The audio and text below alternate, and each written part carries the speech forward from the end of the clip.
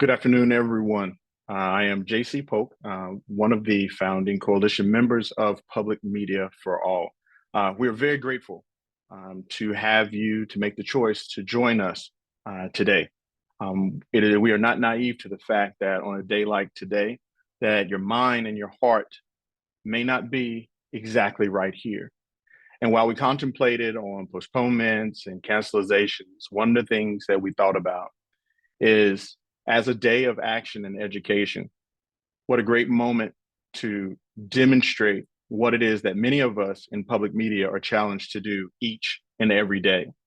And that is, in the name of compassion, to still be a service provider to our communities and to our constituents that believe in us and that rely on us for information, counseling, sometimes just a listening ear and a communing space.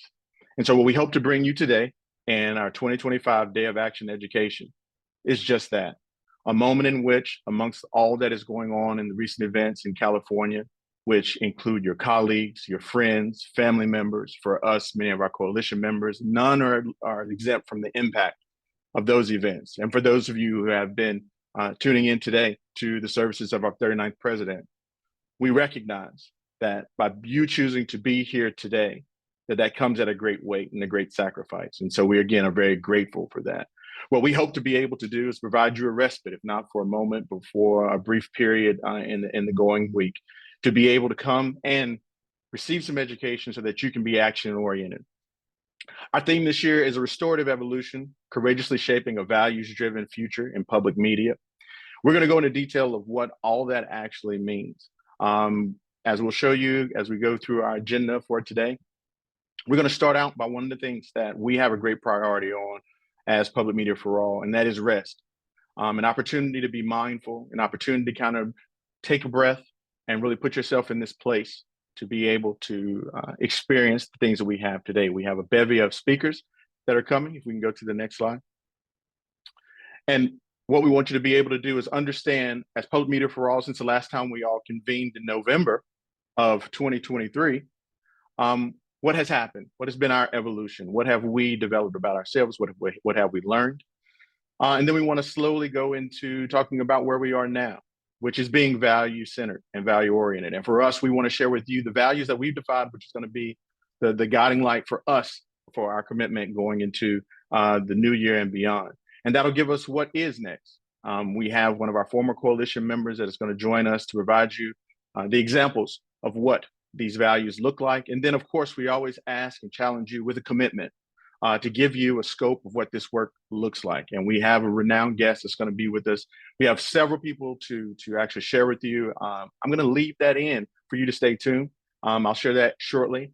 But first, what I want to be able to do, and then we have our Public Media for All award that we're always excited about for this year. And then we're going to leave time for question and answer, which leads us into part of our housekeeping. We're going to ask that your question and answer, that you make sure you submit those to the question and answer box. We will actually curate those and then make sure that we fill those at the end of the 90 minutes. So be sure to stay tuned for that, but make sure you get your question in now and you can start loading them as soon as now. The other component, if in the other side, in chat, what we want you to do is let everyone know where you're from. In addition to that, we want to make sure that you take the time that if you're in a group, because we know many stations have decided to make this an incorporated day with their teams, let us know how many people are actually with you in the room. That provides a valuable feedback for us to see how we can better suit everyone on this given day. This is our 5th annual, and we're very proud of that. And again, we're grateful to have you with us. Without further ado, this will be recorded, by the way, and that recording will be made accessible after the actual webinar. In addition, we want to give a special thanks to 2 of our great partners who are presenting with us today. One is the Greater Public for being our behind the scenes tech support. And in addition to that, Current, who is actually with us this year, and you'll hear more from them related to our 2025 Public Media for All Award. So without further ado, what I'm going to ask of you now is something that we've done in our webinars and in some of the presentations we've done, and we found it to be very beneficial to those who participate willingly. At this time, I'm going to turn it over to Tamberly. Hi, everyone. I'm Tamberly Ferguson. Before we dive into the work of transformation, let's take a moment to pause. to breathe, and to remember that rest is not a luxury, but a necessity. As Trisha Hersey, the Nap Bishop, reminds us, rest is resistance. It's an act of reclaiming our humanity in a world that often asks us to do too much. This moment is yours to reconnect with your body, your breath, and the abundance that comes with stillness. So let's begin by finding a comfortable position. And if it feels good, let your eyes close or soften your gaze. Take a deep breath in through your nose and slowly exhale through your mouth. Let's do that again. Inhale deeply and exhale completely.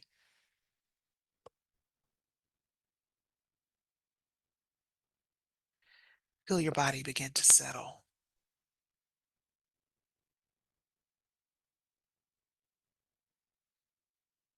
Now shift your awareness to your shoulders. Let them drop a little lower. Release the weight of the day, the week, the month. There's nothing to carry in this moment. There's nothing to prove. You are enough just as you are.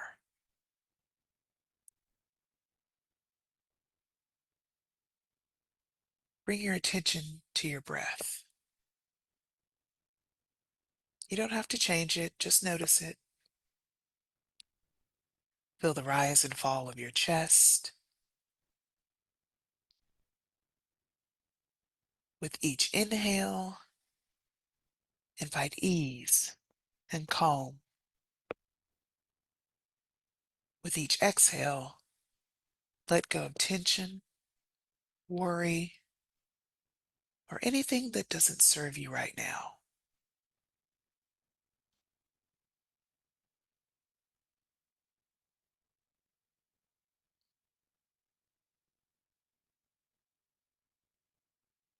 Now picture a space where you feel completely at rest.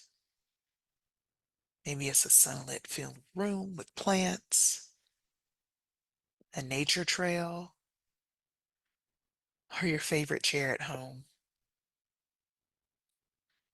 Picture yourself there,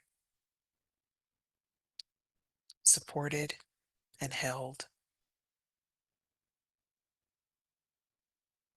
Imagine, what does it feel like to rest so deeply that even your to-do list takes a nap? Let yourself experience that for a few moments.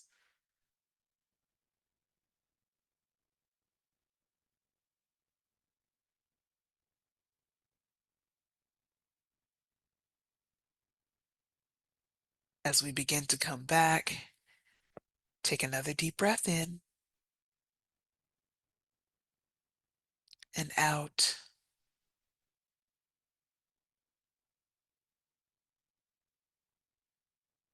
When you're ready, gently open your eyes or bring your focus back to the space around you.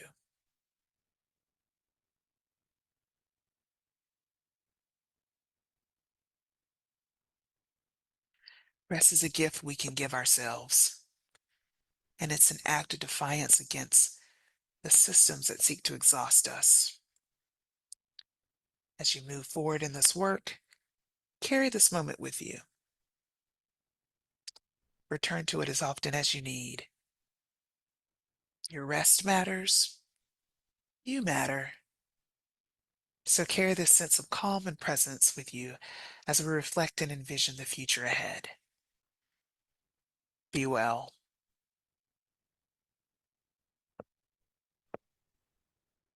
We definitely thank Tamberly for that. As I mentioned before, one of the things that we have done at Public Media for All is that we have began to look at rest as a supreme priority, something that we do not take for granted. It was one of the takeaways that back in, starting with last fall, I'm sorry, 2 falls ago, in 2023, we looked at our coalition and we asked ourselves and questioned about the fatigue. We questioned about our effectiveness. We questioned about our planning going into 2024. And we had to ask hard questions of what is it that we need to do in order to be most effective and most serving to the groups and to the cohorts that we have promised that we would be. And we ultimately came with the conclusion that we needed to rest. And so at the beginning of last year, 2024, we were transparent with everyone, with all of our cohort members, with all of our member stations, that Public Media for All would be taking a nap, practicing the nap ministry, similar to what you heard Tamla share with us. We thought that it was paramount that we spend that time reflecting ourselves, and we owed it to ourselves to be able to be who we wanted to be for everyone else. It was not without trepidation. There was a conversation that was had. We were worried about what would happen, but we ultimately took that nap. And then we wanted to make sure that we did not leave our cohorts out there hanging. Our cohorts are made up of more than 30 organizations that have made a commitment, that come together in small teams. And we provided them with resources to look at the year at a glance, looking at the impending election that will be happening, all the other transition that was happening throughout the year from a political standpoint, to things that were happening at their local stations, to be able to ask them, have you begun to examine what that looks like? Have you begun to plan? How are you going to address those needs of your community looking forward? So we challenged them in our moment of rest, and they answered the call. They actually sustained it. They brought back even more ideas while we were able to rest. We learned that gave us a litmus test of the effectiveness of the things that we had done. It gave us a litmus test on their level of commitment. And if nothing else, it made us even more re-energized to come back even stronger and harder. We also, when we came back, this was after the first quarter, we memorialized the stories of each one of the coalition members and what that rest did to us. We brought that back to our groups, to our stations, and we helped them to understand from an individual level and as a group what it actually meant to us. We took it to a broader scale. And later in the summer, we had the opportunity to go to PMDMC and share that with the larger audience. We had the same rest exercise, and we presented it, and we allowed people that attended to be able to come in and actually put together mind boards and actually just have a moment of release and rest to be able to just clear their mind going into the conference. And we left them with the challenge, asking them, what are you going to use this rest time to do? What do you hope to come out with it? And so we look forward to hearing from them in the coming year to be able to see if they were able to implement some of those things that they came out with a restful mind going into the actual PMDMC. And what we've seen because of that, our resources have increased because we had to empower our cohort to be able to have those resources going forward, to be able to sit and present to the attendees at PMDMC. We came back understanding that we expanded our resources. We got very specific about those type of things that we want to talk about with newsrooms, those things we want to talk about when it comes to community engagement, those things we want to talk about for university licensees. We got very specific. And so we have seen our resources grow, and we continue to grow our resource library, and you'll hear more about that today. And so that leads us to, well, where is the relevance? Some may ask, is a Public Media for All who sought out to actually enhance the practices of diversity, equity, inclusion, where does that leave them today? And it is an honor to have one of our former coalition members, founding coalition members, many of you may know, Ernesto Aguilar, and we'll now hear a word from him. I have the honor of setting the stage today with remarks on the state of public media and why the work of Public Media for All is so valuable. The public media landscape is experiencing seismic shifts, with finances pressing organizations to recalibrate operations and mission-inspired initiatives. Across 32 states, legislative efforts challenge approaches to diversity, inclusion, and workplace culture, creating potential constraint and complexity. The transition in Washington may change key institutions and introduce uncertainty. Yet, we have an extraordinary opportunity. We're being asked to listen more, to create spaces that transcend boundaries, and to help our communities to genuinely see one another. Consider the example set by Fred Rogers in 1969 as he eloquently defended public broadcasting before a skeptical congressional committee. In his words, he reminded us that our work has always been about more than transmission, but transformation. In its evolution, Public Media for All reminds us to recognize that we are architects of empathy, and that our greatest strength lies in the belief that meaningful dialogue can illuminate our shared humanity, even and especially in the most challenging of times. I look forward to doing this work with you together. Thank you. And thank you, Ernesto. It's always good to hear from him. He's done such amazing work in public media, but he's also done such amazing work for Public Media for All. He really was a key founding coalition member, and we would not be where we were today without him. Leah, can we get the next slide? So Public Media for All has several coalition members that are really big fans of Octavia Butler's quote from Parable of the Sower. All that you touch, you change. All that you change, changes you. The only lasting truth is change. And in that spirit, change, which can sound very scary, I think takes on new meaning. I find this quote so empowering too, that you get as much from enacting change as you give. And that sometimes we can feel powerless, like we're not having much of a difference. But every day that we come to work and have any sort of interaction, we touch anything, we change that thing just by bringing our best selves, our most authentic selves, sometimes our most messy selves to the situation. So on that theme, next slide, as Ernesto has alluded, it's crazy to believe, but Public Media for All was founded almost 5 years ago, and it almost seems like both yesterday, but also an entire lifetime ago. If you can just remember, as Ernesto was talking about, that was the summer of the social justice reckoning. We had a global pandemic going on, but actually public media was in a strong space. A lot of people had managed to transition their listening to home, which we weren't sure if they would do. There was a lot of reasons for people to tune in. They were highly engaged. Now in 2025, we are facing a moment with a lot of rising anti-DEI policies. Inflation has changed the economy and who's giving and how they're giving. We're going to be dealing with the greatest disruption that I think we've had in the industry in like 20 years with AI, and the FM audience continues to shrink. Next slide. So as we face these disruptive financial, technical, and cultural changes at a critical moment, when news deserts are expanding and continued political polarization threatens our democracy, it can be easy to freak out. But I think Public Media for All has actually been really focusing on change as a good thing, change as a catalyst. And there's also everything that we've built. We have a community of 40+ public media organizations that meets monthly. That's the leaders of those organizations that are really committing to doing this work on a personal level as for their entire organizations. We've launched peer support groups at every level of every kind of organization. And we've really learned what works.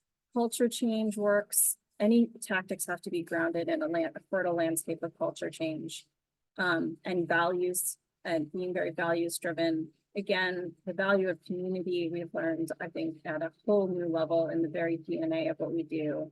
The value of co-creation, even if it takes a little longer and it's a little messy. And as JC said, the value of rest.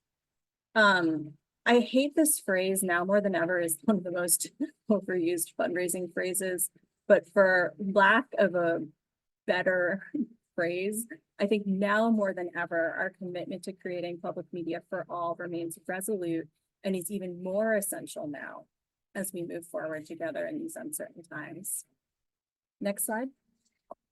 So the next chapter of Public Media for All, I am very excited about this. We are formally now an LLC, which is going to give us the legal framework we need to start to do a lot more work, more official sort of collaborations with other organizations, applying for grants with fiscal sponsors, and we are going strong.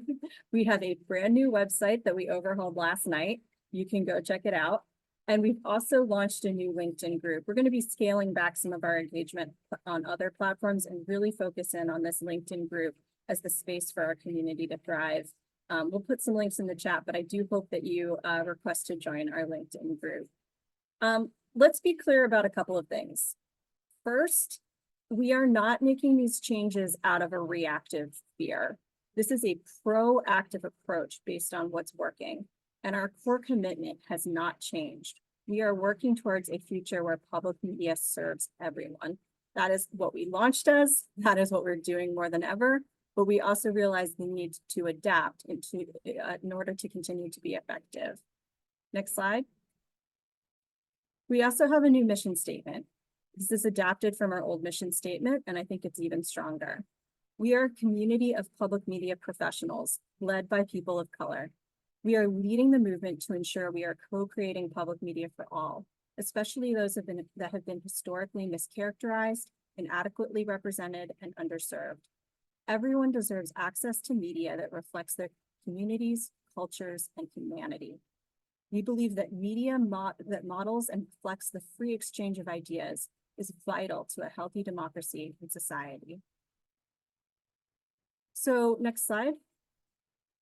We are also evolving to focus on values first and foremost. I think before we were more focused on tactics.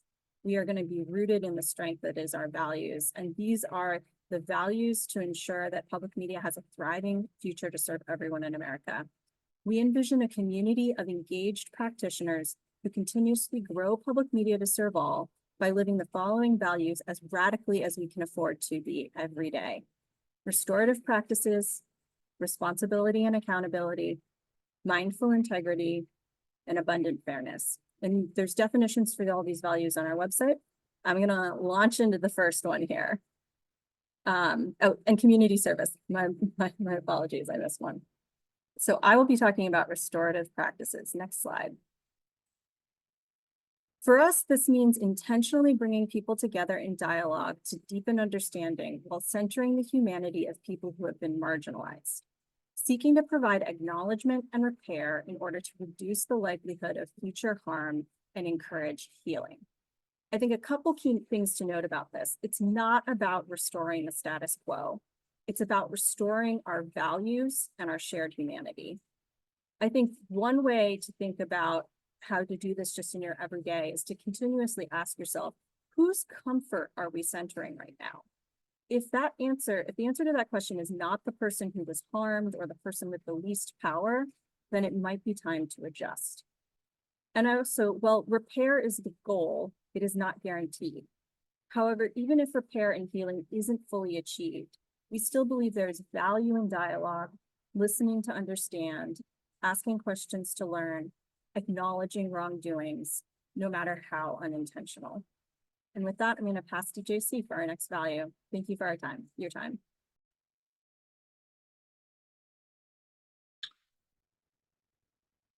My next value is mindful integrity. And this is practicing work with fierce compassion and a dedicated honor of these values, while giving ourselves and others grace to err, learn, grow, and rest. Committing to the change that starts with our own thoughtful questioning and continuous improvement, sustained by community, gratitude, and delight of discovery. For me, how I've internalized those and my mnemonic device is just making sure that my practices, or that our practices as a coalition, and moreover the practices that we encourage at other stations, align with thoughts, words, and actions that align with the core principles. It allows us to basically to be as authentic as we can be. It allows us to be intentional with our decision making, but also being able to be self-aware of how it impacts other people. Similar to what Sachi just said, being able to make sure we understand how does that impact the others that are in the room, that are in the community, that are in the world. And is that something that I'm going to allow my integrity to be evaluated by? Adaptation, in my mind, like I said, self-awareness or within your community, it can also be emotional intelligence, like we're talking about today, being able to understand that that life does happen. How do we show up when life happens amongst our colleagues, community, and friends? And then resilience, making sure that in the face of challenges, what are we actually doing? And is that something that we want to be able to be aligned with what we consider our integrity values? And so we'll go to the next value.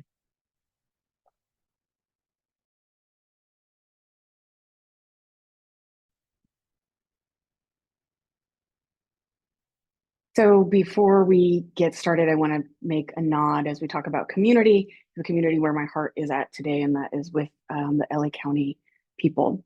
Listening, community service is about listening to discover, understand, and center the needs, wants, and aspirations of people who work in public media and the many communities we seek to better serve, helping to build beloved communities that celebrate our differences and empower people to claim their authentic identities, while strengthening the connective tissue of our individual dignity and shared humanity. And I'm going to toss to Sam. We'll need to go back for Sam's slide.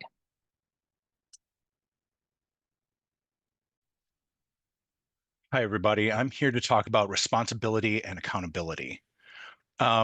Our value rewritten is establishing the duties of individuals in their work with other people to improve and grow community service, ensuring that there are clearly understood boundaries and regular opportunities to check in and receive actionable feedback to support progress in measurable ways. Just to break that out a little bit, really what we're trying to do is co-create content that's going to be representative, but through this process, make sure that we are co-creating it both within our organizations and with the communities that we're really trying to expand to reach and to serve better. And then communicate that within your organization so that the message is clear and everybody's on the same page, and then reinforce it, maybe through your annual reviews or other processes of feedback, but just make sure that it's regular. And then set clear expectations of service and representation. What does that look like?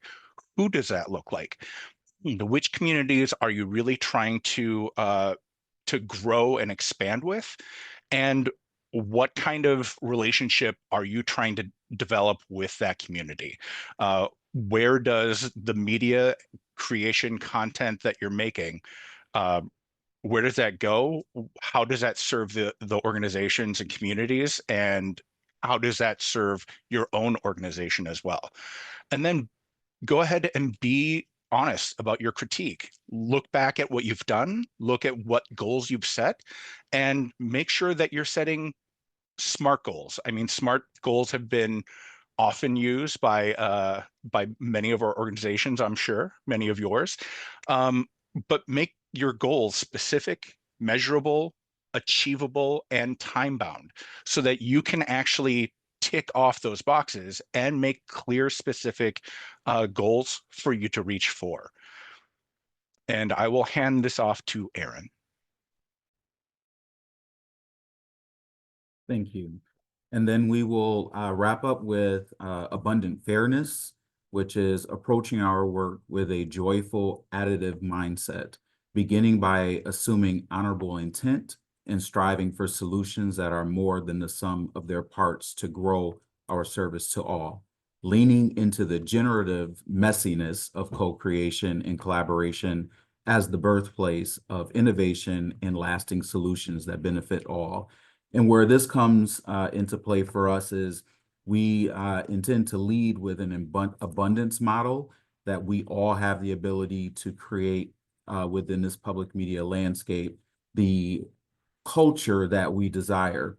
And we're also making sure that we are leaving behind the deficit and hoarding model of ideas and resources, but also giving grace as we navigate these waters that we are in now, and understanding that all of our stations are dealing with different things in their own communities, within their states, federal, state legislature. So we just want to make sure that we are all combined in this effort and willing to lean with transparency, vulnerability, and the abundant mindset.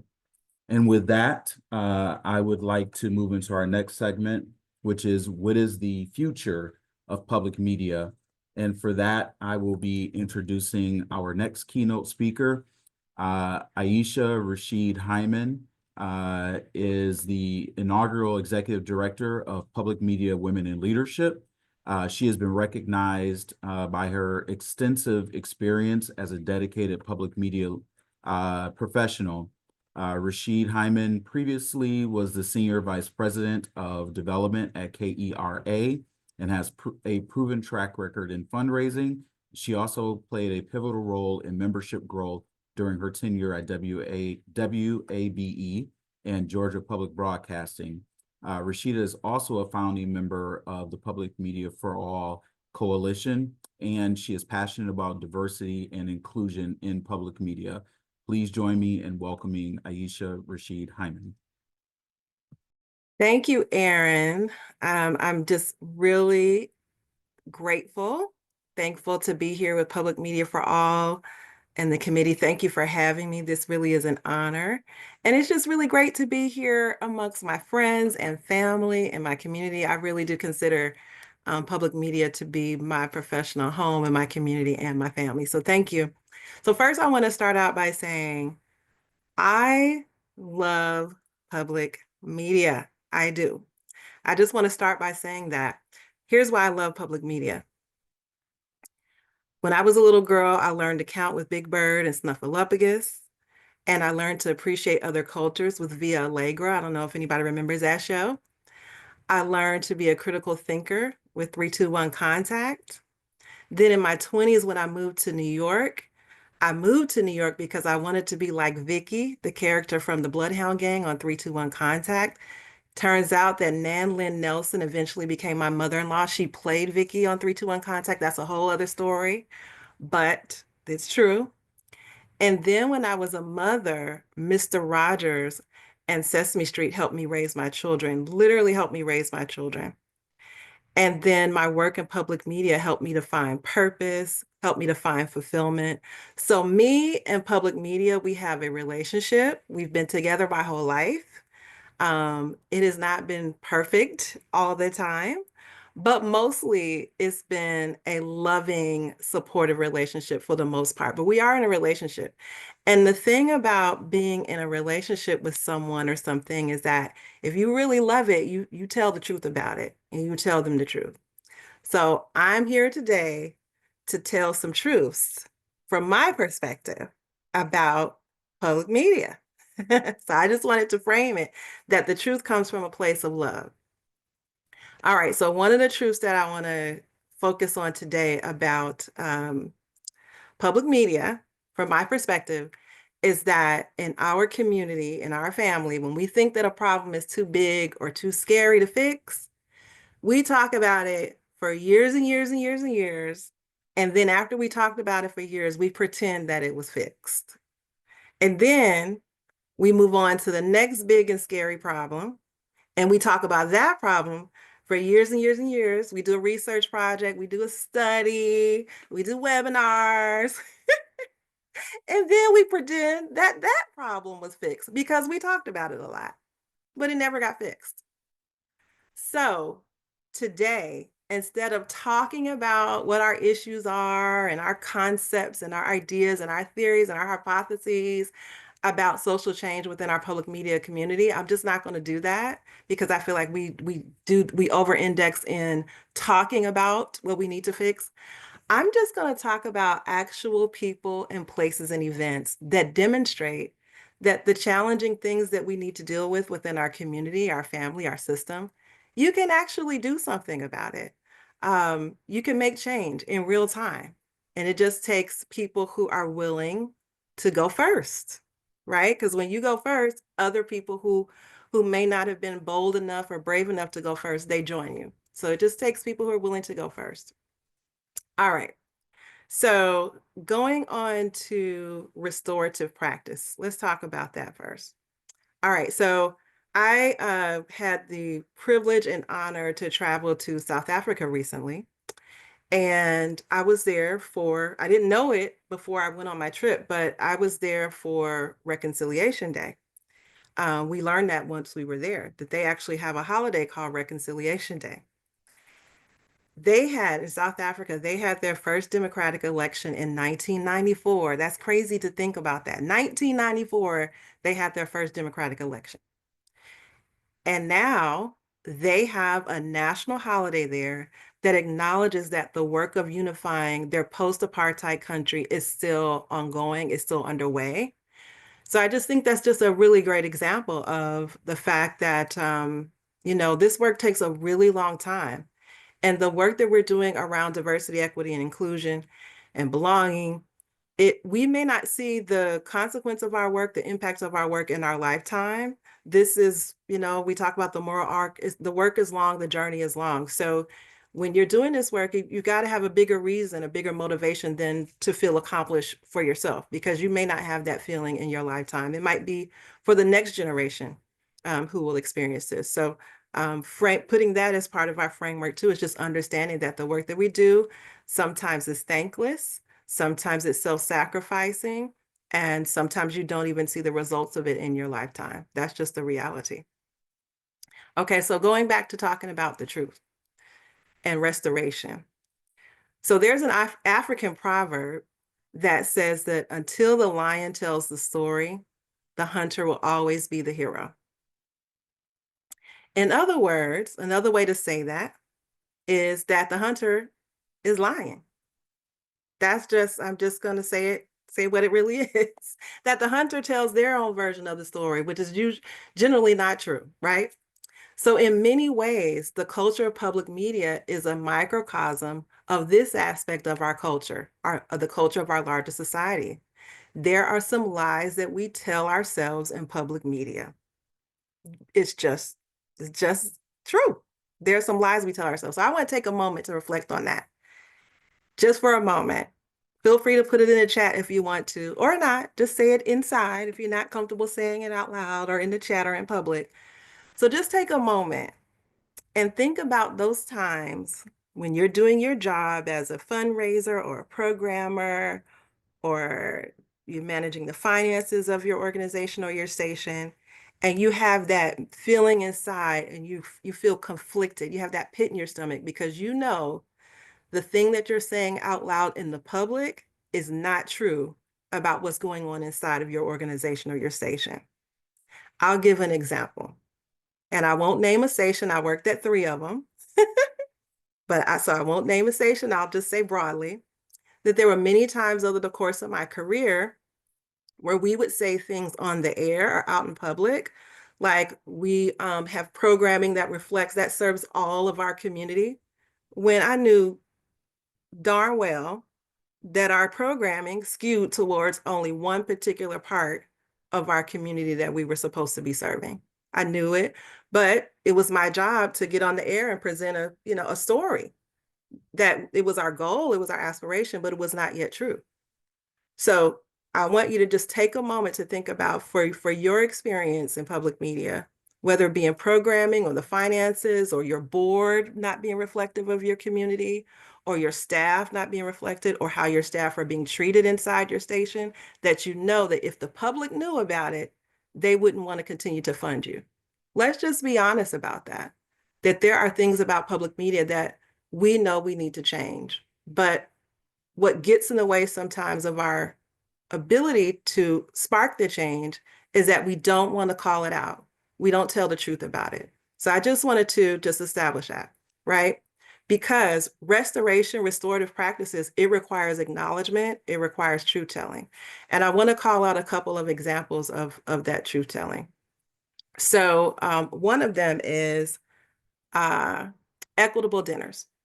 So here in Atlanta, we have an organization that brings strangers together to have thought-provoking conversations with each other about the most challenging aspects of issues of race and gender equality and everything across the board. No topic is off limits.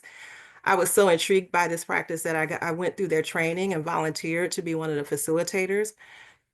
There are organizations like this and like the National Center for Civil and Human Rights that does truth telling and around memorialization, around statues and things in our community that present stories about our history that just aren't true, and make heroes out of folks in our history who really terrorized our community.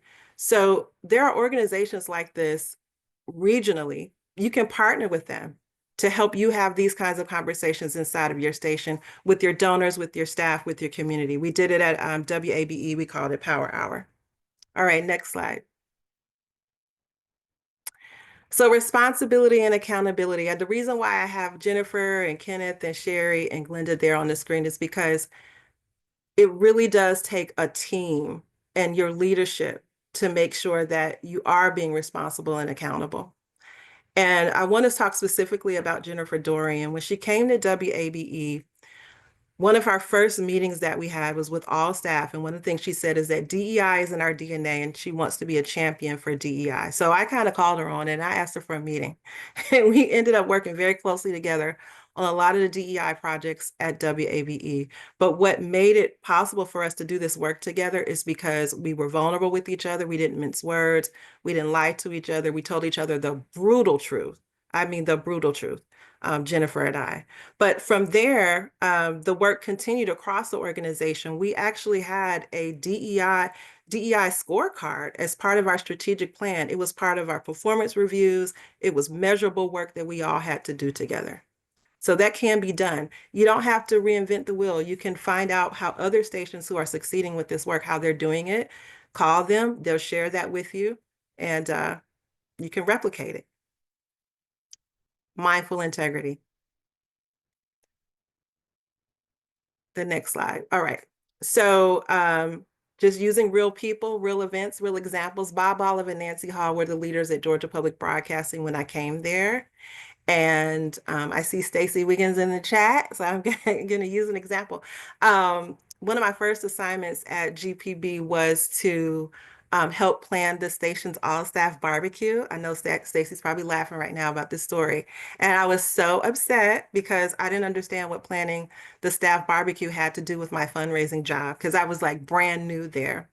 But what I learned through the process of that, why new people were asked to help in that way, is that the leadership, Bob and Nancy, understood that fostering a sense of community and connection with your colleagues, you have to know the people you work with.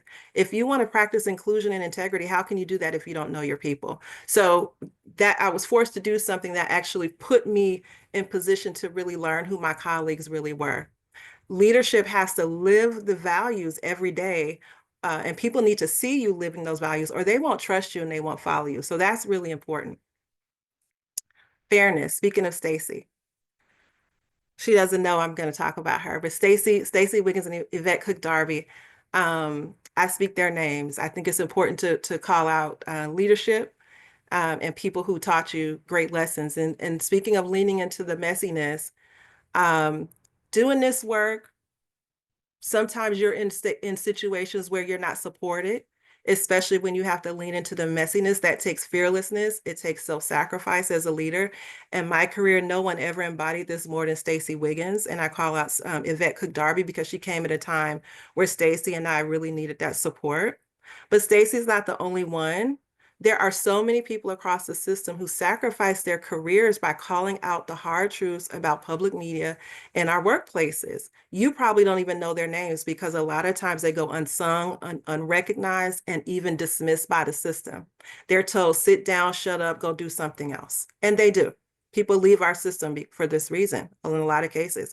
So it's so important that Public Media for All presents this award, not just to honor that specific person who's going to get that award today, but to demonstrate to the system as a whole that rabble rousers must be recognized and celebrated if we really want them to stay in the system and help change it for the better. We need moments like this where we recognize people and say, we salute you, because it is risky. You're putting your job on the line sometimes when you have to call out the difficult truths within your organization. Okay, community service. I know I'm going long. I'm trying to speed it up. Okay, so one of my favorite public media mantras is listening is an act of love. StoryCorps, love it, love it, love it. Listening is an act of love. And in public media, sometimes we forget to listen. We forget to listen to our community. We forget to listen to our staff. Here's what listening looks like. Listening to the community looks like at WABE, one of my favorite models of community service. Rose Scott's Closer Look program, that's Rose Scott on the screen. She does two powerful things for Atlanta. She gives a platform to people representing all aspects of our city, whether you have money or you don't, whether you're highly educated or you're not. But she invites people into the station to talk about the pressing issues facing our city. And most of that time she spends listening. And when a topic comes up and there's disagreement, she doesn't get combative. she continues that compassionate listening process. Lois Reitzes does the same thing. And in doing that, they really are amplifying the diverse voices of Atlanta. So I love their two shows for that reason. But bringing it back into the work that I do with my teams, that I've done with my teams at my stations, at home and at work, we have a practice called compassionate listening. During that practice with my team members at work, one-on-ones, I listen to them. I ask them very open-ended, sometimes soul level questions, because I really want to understand what's really going on with them and how their work at the job connects with who they are and where they're headed in life. You don't interrupt them. You don't judge them. You don't even gesture. You try not to even gesture on your face. You just bear witness. This is actually a Buddhist practice of compassion. But what I really want to emphasize about listening is that in order to serve your staff, to be connected to your staff, to be connected to your community, it starts with you being vulnerable enough to listen, to admit to yourself and to the person you're with, to your community, I don't have all the answers. I know that's hard in public media for us because our posture is that we're a source of information and we're supposed to know everything, but we don't. If we really want to be honest with ourselves, we have to stop telling ourselves the lie that we have all the answers and that we're perfect. There's a lot that we don't know. There's a lot that we need to do to improve. In order to truly understand the needs and the perspectives and the experiences of those we aim to serve, we have to start by listening to them, by listening to our community and our staff, by leaning in compassionately so that we can build trust, empathy, and connection to ensure that our actions reflect the community's priorities and not just our assumptions that might actually be based on a lie. That's my time. I've gone over a bit. I'm sorry about that. Up next, we have Mikael Simmons, Executive Director at the Center for Community Media. And we also have Michelle Faust Ragavan, who's a journalist and founder of the consulting firm Claridad Media. Turn it over to them. Thank you so much, Aisha. And this concept of compassionate listening is directly tied to what we're going to be talking today. Mikael and I worked together at the Solutions Journalism Network, where he was the director of new relationships. And we worked on building lots of relationships together. Relationship starts with listening. So Mikael and I will be talking about commitment to community, what that looks like. And we'll be discussing the multiple levels of community, our audience as communities, the communities that we have within our organizations. We'll touch on that briefly. And we'll also be talking about creating local journalism communities. So Mikael, when we spoke before, you said something I thought was gorgeous. It was community is a verb. So please elaborate on what that means. Yeah, sure. And thank you for having me. Yeah, when I say community is a verb, I say that because it shouldn't be static. You know, community is who you're in community with, who you're talking with, who you're listening to, who you're arguing with. It's not just standing there saying, I am part of this community and it's all dandy, right? It's an active relationship you have with multiple people and institutions and organizations.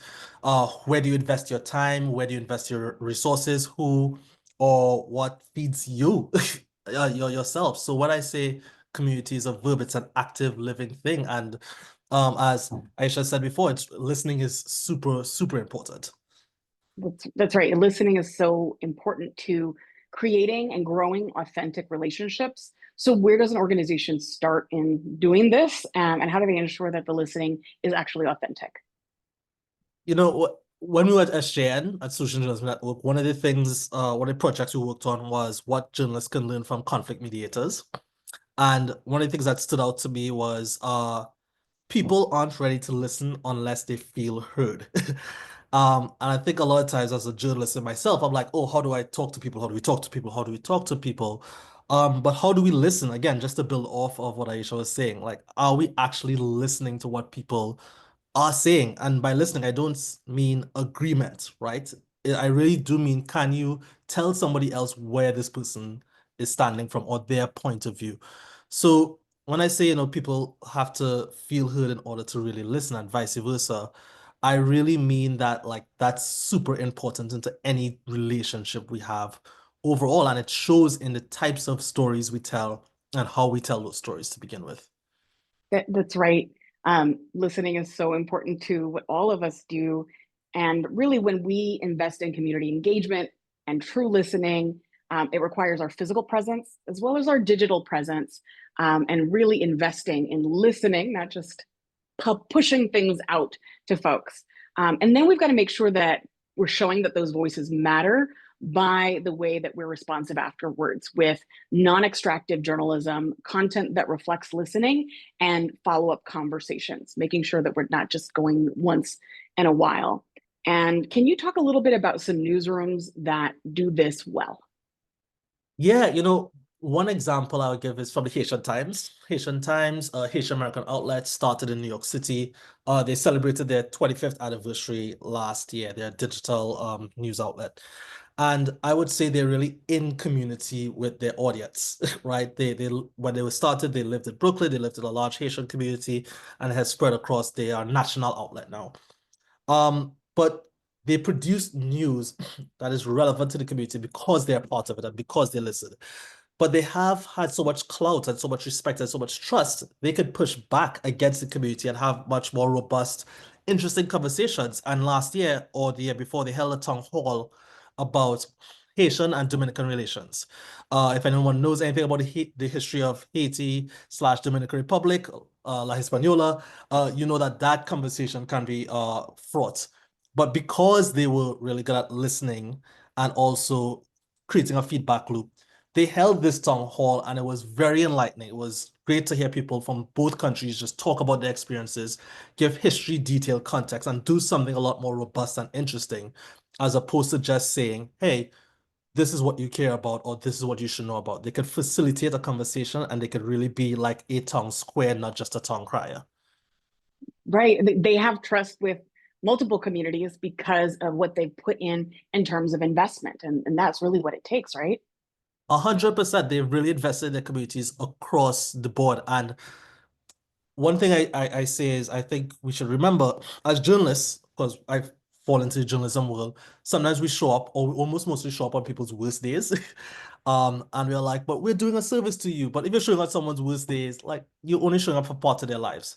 And usually we try to correct by showing up on their best days as well, right? Festivals, celebrations. And that's important too. Like we need to do that.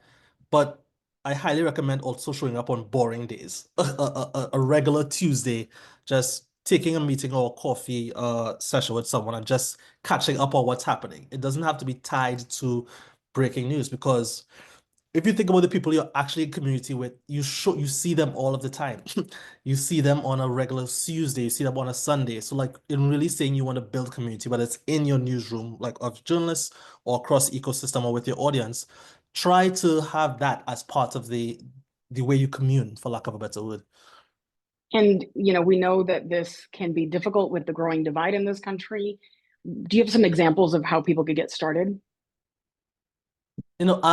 So I wouldn't say I'm experts in this field, but a great example I saw was with a Chinese American outlet in New York and a citywide outlet in New York as well. So just covering all of New York City. And there were two editors who got to know each other. I don't even know where they met initially, but they just got to know each other and they realized that there were reporting gaps in both of their fields, right? So the Metro reporter for the citywide outlet said, hey, we're doing a poor job of covering Chinatown, and insert all of the long histories of current realities of racism and all of the isms in that case. And the editor from the Chinese American outlet didn't have access to NYPD and different city documents. They didn't know, and they didn't have access for insert long history of all the isms we know exist.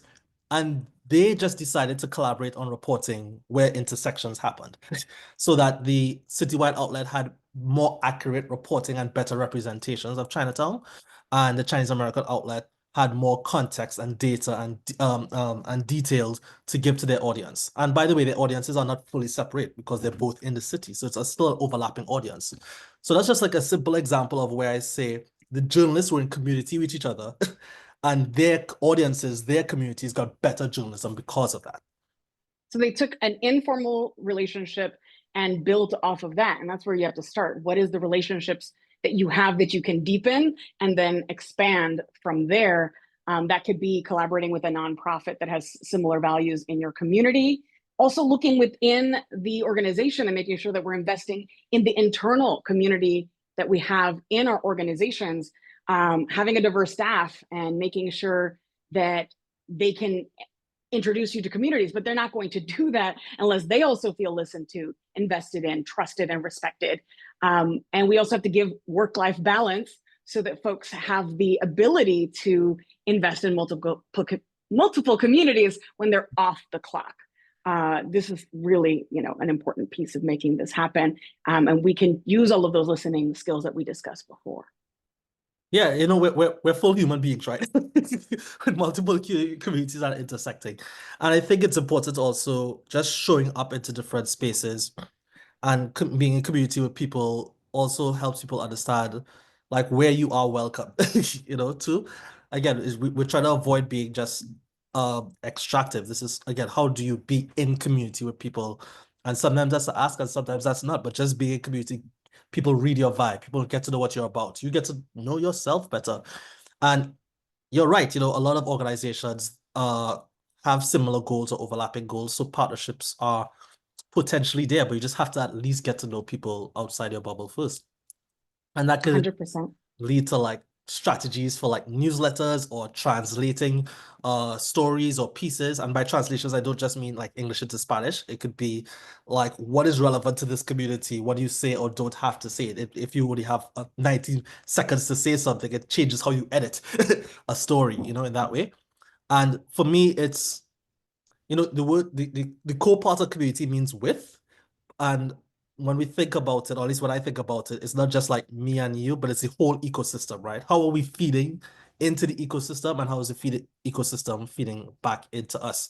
It's like, I know I'm going to be like very Caribbean here, but it's like not monoculture, but it's like permaculture, right? It's like, it's a whole diverse ecosystem has to exist for society to be robust, to have a healthy society that not just there for the good times, but really like bolsters us and builds really good foundations for when things get hard and you don't just show up last minute on those worst days. Yeah, and in these hard times, I mean, we know that this is happening. As a reporter who'd worked in LA, I know that existing relationships have helped cover stories before. I don't know exactly what's happening right now because mostly focused on making sure that my friends and family are safe who are out there working and doing this. But what can we do and ask folks of the resources we can offer them today, tomorrow, next week, 6 months from now, a year from now, because this is going to be a major thing. We want to invest ahead of time so that we can really invest now. But what are we doing to support that the relationships we have in LA? Thank you so much, Mikael. I expect the audience will have lots of questions for you at the end. I hope that we still have time. I know we're a little bit over time for questions, but I hope that folks will put questions into the chat. Moving forward, we're going to hear from Dr. Byron Green-Calisch. He's a seasoned leader with 13 years of experience in developing and implementing impactful DEI initiatives. He holds a doctorate of education from North Carolina State University. His educational and research background centers in the intersection of adult education and DEI, and he currently serves as the Vice President of Inclusion, Diversity, Equity, and Accessibility at PRX. Dr. Green-Calisch is a comfort and an inspiration to me and so many others. We're honored to have him here today. Thank you for that. It's always weird to hear a bio read about yourself, even if you write it. But thank you again for that, Michelle. I want to say a thank you to everybody that's presented today.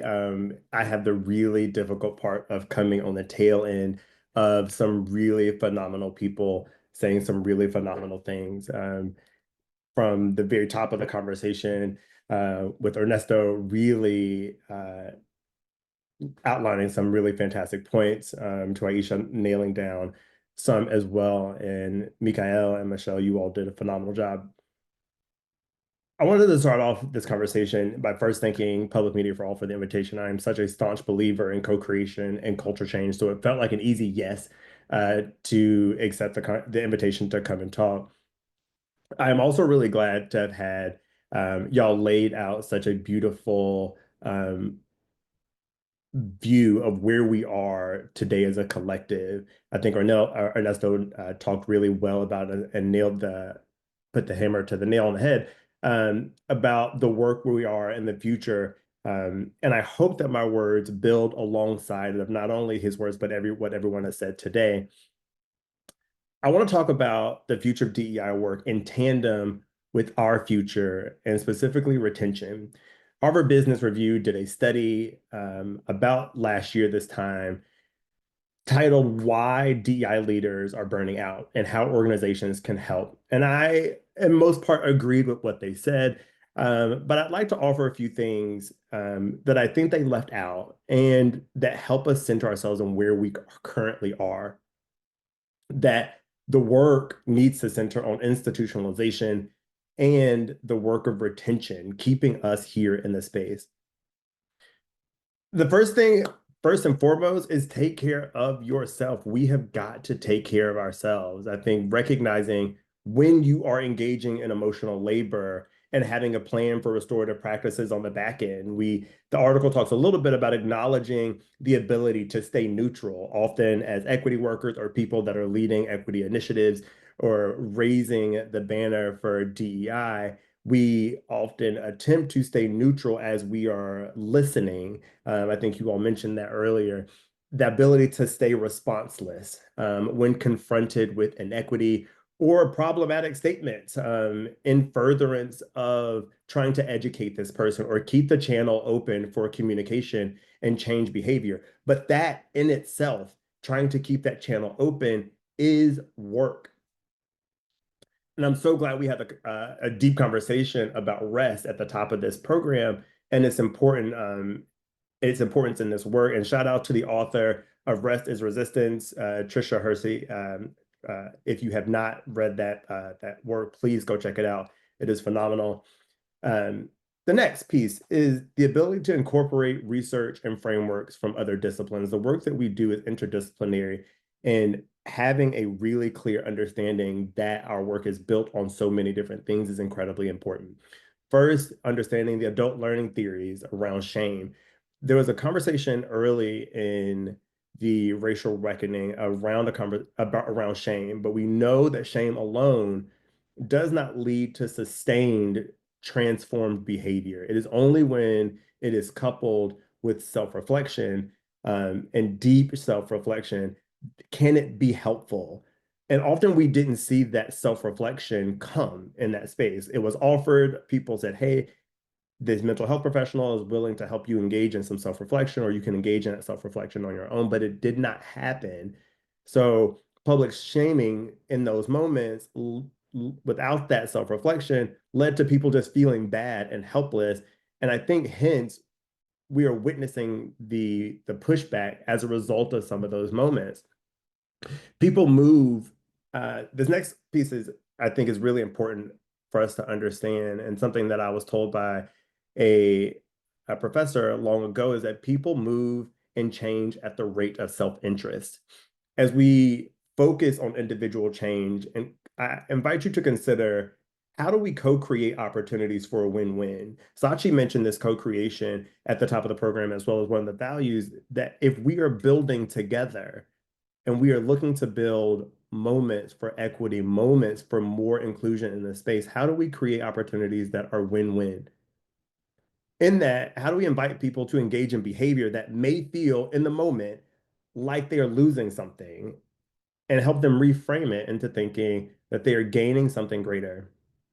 The next piece that we do a ton of, and I think we don't do a great job of naming it, is change management. That looking at change management as a theory and calling it change management is going to take us further. Using these frameworks like adult learning theory or change management allows for some scaffolding. If folks are unaware of the work that we do or present resistance,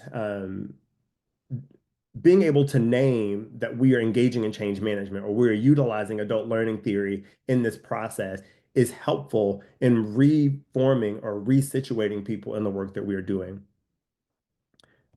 The next piece is the focus on systemic change. I know we've spent so many hours focusing very deeply, myself, on changing hearts and minds. And I think I've had this conversation with other practitioners that some practitioners want to focus on one thing, some practitioners focus here, but as a collective, doing all of it together is incredibly important. But when we focus on systemic change, what are we looking at? Potentially an integration with HR, and not HR leading DEI work, but DEI work leading HR. In the world of policy creation, how are we reviewing policies and processes? Think about this. How are your people experiencing the organization from a policy perspective? I'm talking from recruitment to retirement. Are the things that your employees, your colleagues, are they experiencing the equity goals of the organization through that process? From that, focusing on measurable outcomes that connect to the business, or in our space, also connecting it to the audience. A reminder that this is not just your work. Create goalposts for other business units. One thing that Sway and I had a conversation about, and some of you may know Consuela, but we talk often about this idea that public media was built on DEI work, that DEI work strengthens public media's core values and helps fulfill its mission of serving diverse communities. By fostering an inclusive and equitable environment within the organization, also, that translates to more relevant and engaging content for a wider audience. We want to pull in that wider audience. I think Aisha mentioned that that moment where they mentioned like, hey, we want to have programming that reflects our community, but we know we don't. This is how we get there. And last, community power. Community engagement is our secret weapon, friends. And in this space, educating community members and building relationships allows for deeper connections with our organizations. The more that we go out and utilize our deep listening, our empathetic ear, the desire to learn more about the people that are in our community, that make up who we are representing, the more we get to learn from them and we're able to build deep relationships with them, the more we're able to create meaningful work with them and not be extractive. I think Michelle mentioned that as well. In addition to that, it also creates the opportunity to be driven for initiatives, to be driven in spaces that we will not be invited. Our community is the target audience in a conversation around audience growth. And if our work builds a bridge to get them in the door for how the audience grows. In closing, because I recognize that we were a little bit over time and I don't want to extend my time further, I want to say I am not an oracle with special gifts. I am a researcher and I am a student of history. And this is a reminder that this moment that we find ourselves in is not unprecedented. I know we have heard this is unprecedented times, but this very specific thing we have seen time and time and time again, where the pushback on this work has happened across time and space. It is our imperative to stay vigilant, to stay passionate, but most importantly, to stay in the fight. Thank you. And I'll pass it back over to, who am I passing it to? Julie?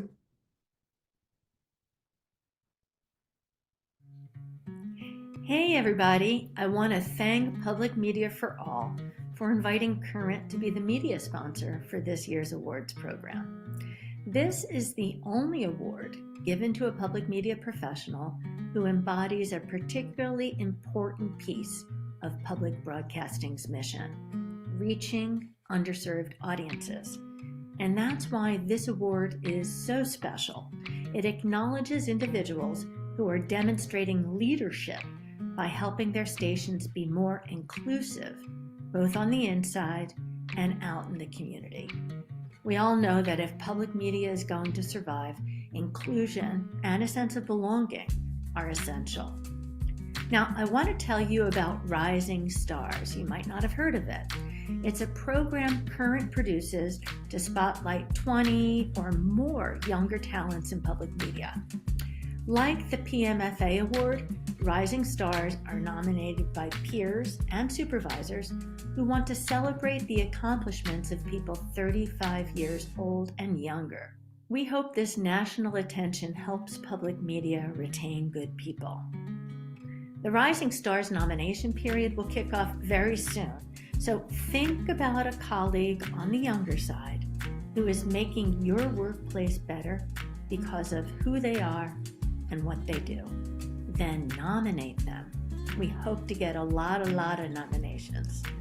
If you want to be sure you're on the list to get information about the Rising Stars nomination process and the window, go to current.org and sign up for our newsletter.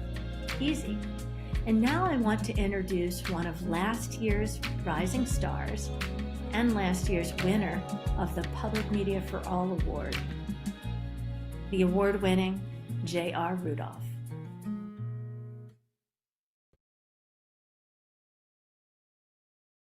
Hello, everyone, and thank you for being here. This year's nominee has been a leader in addressing diversity, equity, and inclusion in public media for 25 years, guiding some of the industry's most impactful journalism training programs. Their focus has always been on seeking out and nurturing diverse voices, significantly shaping lives of budding journalists. This nominator wishes that public media colleagues recognize this individual as a visionary and a person that makes a meaningful difference in the lives of hundreds with the goal of diversifying voices present on radio and digital media platforms. They embody public media mission to serve everyone, especially those ideas and stories and dreams that are not represented in mainstream media. Public media would be significantly different without this individual because it would struggle to reach the audiences across all of the country. Their programs have been designed to specifically meet community needs, and this person was nominated because they are one of the most dedicated visionaries that they know and a caring professional in the public media space, having introduced many new voices to the space of public media over the many years of their work. From early to midlife career journalists, the Next Gen Radio program has been broadening talent pool, and they continue to serve as a champion and career coach for participants long after the graduation. Their impact on public media is profound, and they generously volunteer their time and expertise to various journalism organizations and boards. Doug is humble, generous, and a tremendously effective and rare combination. Join me in congratulating Doug Mitchell as this year's award recipient. I guess that's where I take it, huh? Well, thank you, everybody. This was genuinely a great surprise to me. A lot has happened this week. So I'll just be transparent and say I was initially not going to come because we have so many people in our community who have been and continue to be affected by all the fires there. We started a thread in our Next Gen Slack, and I just essentially did a roll call. I can't remember everybody, so I had to go back to our projects and pull some names out and tag them in our Slack to just have them check in. How are things going? Tell us what's up. And we had a very long thread. It's still going. People checking in. This was all also in the last 2 days. So I'll tell you how I changed my mind. This morning, so last night I said I told a couple of people I probably wouldn't be appropriate for me to come. We got all this terribleness going on, this devastation, people are losing their homes, et cetera, et cetera, et cetera. So I said, I don't think I'm going to come. So this morning, I'll back up a little. I'm the guy who gets the newspaper off the driveway and brings in the newspaper, sits at the kitchen table, has my coffee, and physically reads the paper. I got that from my dad. And I continue to do it today. Until there's no longer a physical newspaper, I'm going to continue to do that. So I'm going through the paper, I read, I'm drinking my coffee, about end of the newspaper, and I get on my phone and I check my mail. And I'm going to read to you this email that came in. Hello, my name is Angel Scales. I am a student at the University of Alabama, majoring in journalism and a creative writing minor. The reason I wanted to reach out to you was because I have seen the work you have done in the industry, and I'm very impressed and in awe with all that you have accomplished. As an aspiring journalist and a young Black woman, I truly wanted to reach out to established Black journalists and writers to ask if you could share some knowledge and advice with me. Thank you so much for simply being a positive and inspiring figure in the community and a great example of greatness for me. Appreciate you, Angel Scales. So I changed my mind because I thought my father had this phrase he called lead by example.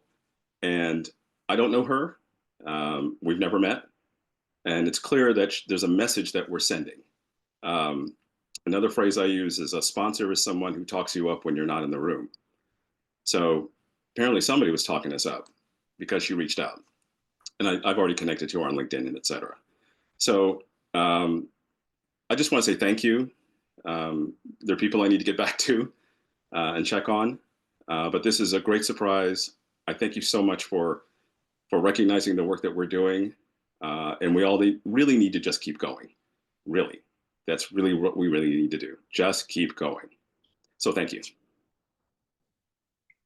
Brother Mitchell, we thank you. It is always a great opportunity to, on behalf of the coalition, to actually come to this time of the year where we get a chance to ask everyone to send us the nominations. And when you see the words similar to the email that you received, it just exalts exactly why we do what we do. And so it's an honor to have you to join the illustrious list of our past winners. And we welcome you. So thank you. Thank you. It's great.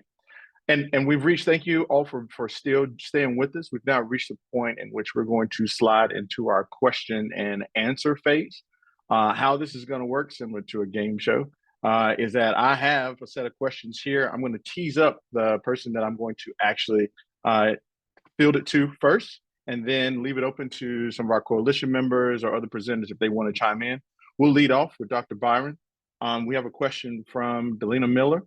That say, how do we convince leadership of the importance of building and maintaining relationships with sources and potential sources when they insist on a firewall that is not entirely possible when doing that? For example, I wouldn't say that I'm friends with my sources in the trans community, but we are friendly. I check in on them. I share some of them when appropriate to build. I share some of myself when appropriate to build and maintain that relationship. That's seen as problematic in many newsrooms, but it's absolutely necessary for that population to gain and keep trust. And the question was, how do we help leadership understand the importance of that relationship building to get that type of Yes.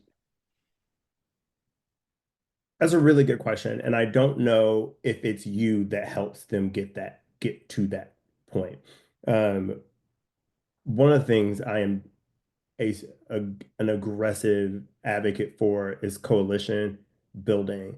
And sometimes your people need to hear the words from somebody else that they see as a more knowledgeable other. The beauty in public media for all and our DEI cohort and so many people doing the work across the industry is that we have so many beautiful people that can help in this process. In my experience, I talk to people and pull in researchers. So I was a qualitative researcher in higher education, and we talk about the importance of that and identifying how you can get that rich data from a participant or from a source. And sometimes people need to hear the thing that you are saying from somebody else. So the quick answer is the invitation to bring in a more knowledgeable other to have that conversation with your leadership. Also, the importance of reading books and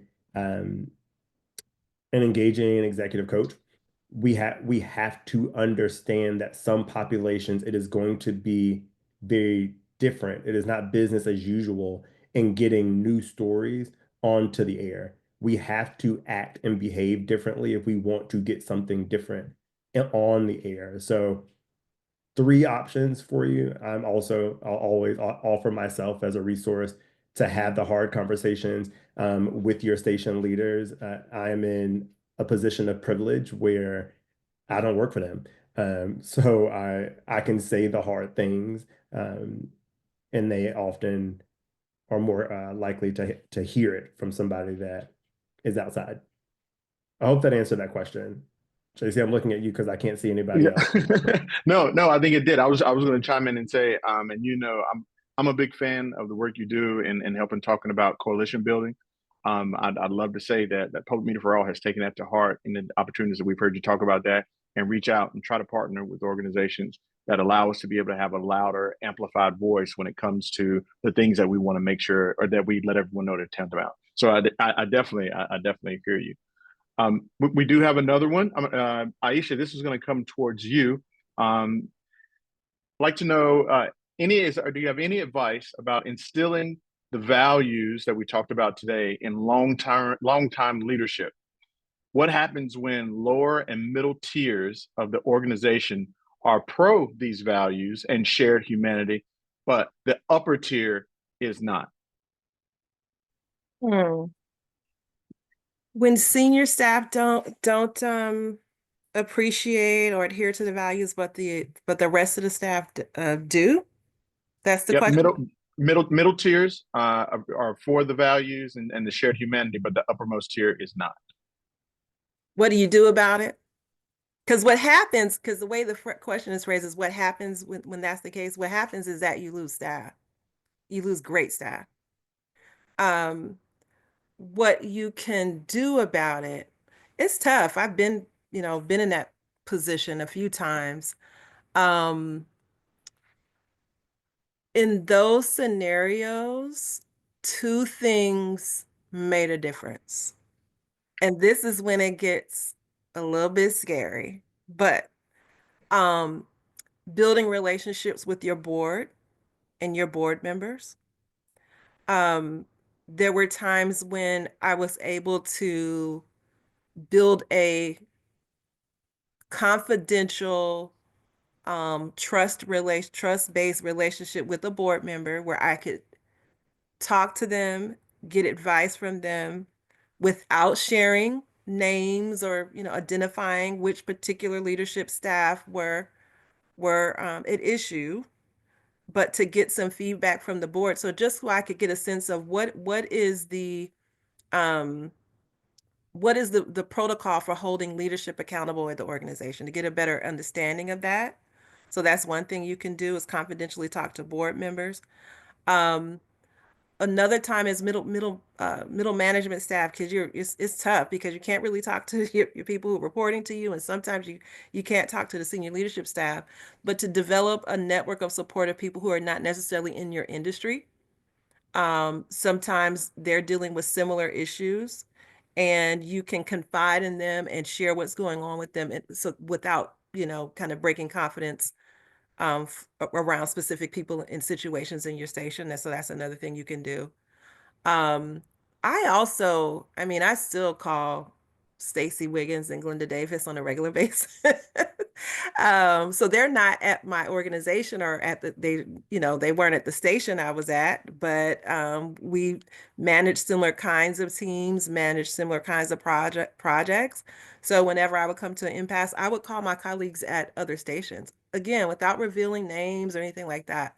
The beauty, I think, one of the beautiful things of working in public media is that you're not the only person in the world that does your job. There are probably 100 other people who do your same job at another station, at another market. So I think it's really important to develop good relationships with your colleagues in the system who you can really trust. And when you reach those hard moments at your particular station, you have somebody you can talk to get a different perspective, or maybe who's been down that road before and can tell you kind of how they navigated the situation. I hope that's helpful. It is indeed. I think we're all well aware that there's no shotgun answer here, and so I don't know that we're all looking for that silver bullet, right? Like Yeah. we're looking for something that can at least give us food for thought. I'd like to get Michelle and Mikhail to come to chime in on this as well, and just to repeat the question is to talk about how do you entertain where the middle management They share the humanity and the pros of the work that they want to do, but it's somewhat prevented by leadership. I think that this ties really well to the past question about being in community with the trans community. And I'm just going to repeat what Aisha says. When we don't actually have that connection and invest, because we've got trans, we've got Black, we've got brown, we've got people of all stripes in our community. When we show that we are not invested in all of those communities, we will lose people. It's research that I'm continuing to do, and we're seeing it, and other people have also proven this in the past. The hard part right now is that there are certain communities whose whole identity and life have become political, and we have to figure out what our values are and recognize that sometimes, because our values are human rights and human dignity, that we're going to have to take a side. And this is going to be more and more important as we move into what's going on politically in this country this year. Mikhail? Yeah, I think you answered that perfectly right. For what Aisha said, it's you're not the only one doing the job, so lean on the community you have right now with other people who may be facing the same issues or have faced the same issues, and lean on their wisdom. Sometimes the cases across organizations are the exact same, and sometimes it just may have something that's a little bit unique in that case. So I think leaning on your community and leaning on the wisdom of elders will be helpful in that place. And by elders, I mean people who've experienced that. But as Michelle said, just to echo what she said, 100%, I think where the rubber hits the road is when somebody's identity is attacked. Just merely talking about their identity makes people feel uncomfortable. And you can't, there's no middle ground there. There's no, we do it or we don't do it, because people have to bring their whole selves therein. And I don't know, I don't think that's, if people don't recognize the humanity of others as full human beings, I don't know how to move forward if you can't even convince them of that basic reality. And I think I mean, it's almost hard to say the mic drop. Yeah. I mean, we're kind of hitting on the same values at the same time of like what has to be important and where do we have to focus to be able to make these strides in these different areas. So there is one, I'm going to take some executive liberty with this one, because this next question is one that I feel like is almost the elephant in the room in the work that we're all engaged in right now. So what I would ask of our presenters, I'd like for us to go around at full panel, do that real fast, understanding where our time, and thanks for everyone for staying with us. But here's the question, and I'll let whomever between Michelle, Brother Simmons, Aisha, or Dr. Byron, whoever wants to take it first, just chime in. But remember, we are at time. So if I could just get a word from you all, I think it would be beneficial. And this is from DeBron. For those of us in communities where state legislatures are actively drafting, and in some cases already have, anti-DEI legislation, how can we, state and public stations and public media for all, continue the work when we will be attacked at the state and potentially federal level? What happens if the CPB is forced to drop their DEI mandate? And how can we as individuals be protected when our employer has shown that they will not?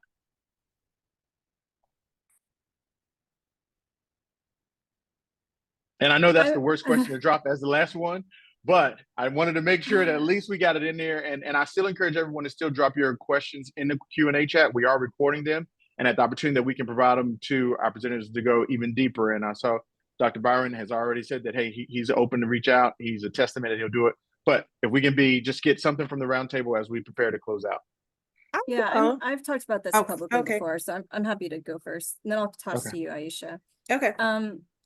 Yeah, so I think what's important to remember is that they can't outlaw values. And that's, we're not pivoting to values because we think that that this is a reaction. We're pivoting to values because based on our work thus far, we've found this to be the most effective way to drive this work and constantly check in, as well as keep sort of a North Star goal perspective. So you will notice that we have removed the phrase DEI from the Public Media for All website. They are just words. They do not matter. What matters are what we're working towards, our values. Those things matter so much more. And I don't want to get mired in a fight about words when what I really care about is values and the effectiveness that we're having in our communities. And so it's not to say to just avoid the phrase to avoid the phrase. I think the more we focus on what we're really trying to do here, what we really care about here, it is so encompassing and so total to our humanity that it gets harder and harder for them to legislate. And if they want to play a game of whack-a-mole with legislation, like, let them waste their time doing that. Meanwhile, we're going to be over here doing the work. And I think that if they do figure out a way to outlaw values, we're in for some much bigger issues than what we're talking about here today. But I don't want to worry about that worst case scenario when today, here and now, we can do the work, we can live our values, and that has nothing to do with whether or not the phrase DEI or DEI work is being outlawed. And just to add to that, I remember when affirmative action didn't exist.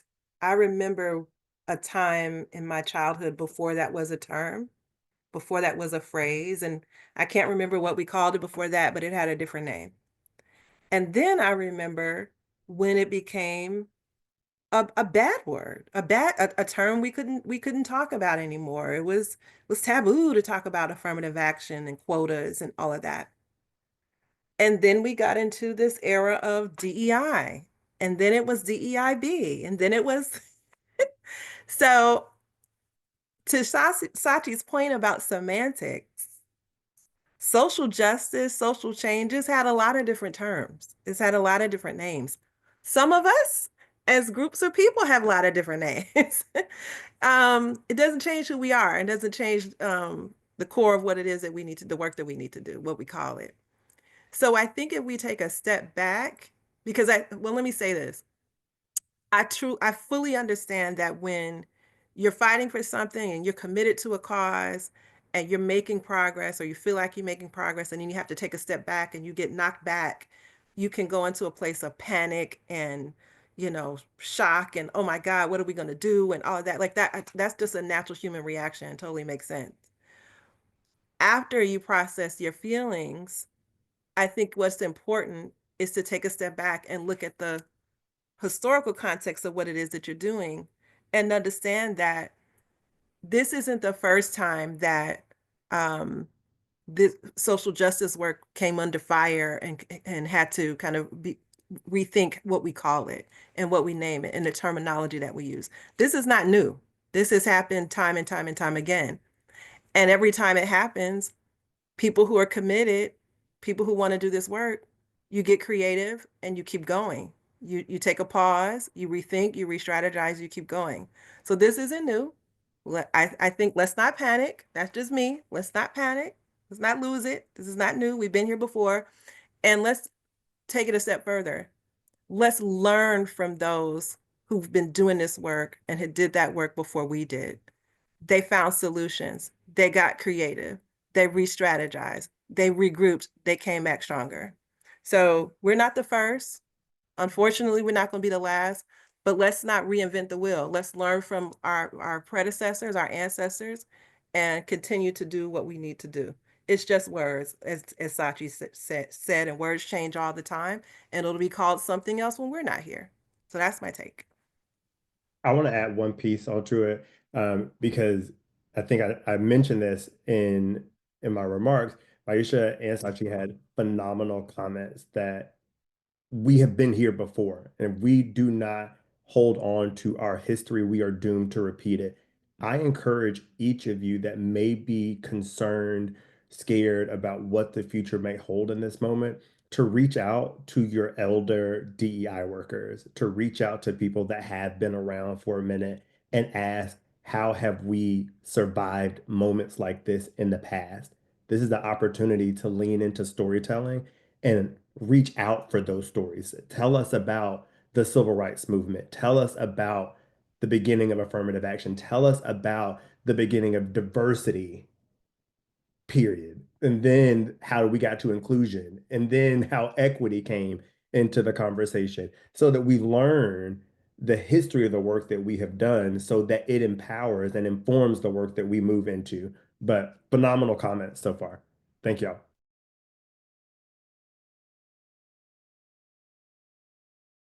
I feel like if you had asked about like world peace, that would have been a quicker answer. Oh, when I heard that question, I was like, well, damn, okay. Um, just to build off of what everyone else says, the two things I want to keep in mind as well would be holding your values tight and your ideas loose, just that concept. Because as Sashi said, like it's about our values, how it presents over time, in society, environment, age. Like if you're like 20 something versus if you're 70 something, what you're doing is different, right? But keeping those values close, I think it's super important. And to build off the point about rest, I would say joy and celebration as well, in the sense of when times are hard, sometimes we tend to just fold in on ourselves, just like as human beings. But like I come from a culture with Carnival. I'm from Trinidad, right? And Carnival came out of some of the hardest times in Trinidad's history, across carnivals across the world. And that joy and that celebration, just remembering those things, brought people together. And that was not just rejuvenating, but it was also revolutionary in that sense. You have a fully colonial country and all the colonial powers can do nothing to stop Carnival. So party, enjoy yourself, be in communion with other people. Like that makes such a big difference. That is not a quote unquote waste of time. It is not about quote unquote productivity, but being your true authentic self publicly is in many ways resistance in and of itself.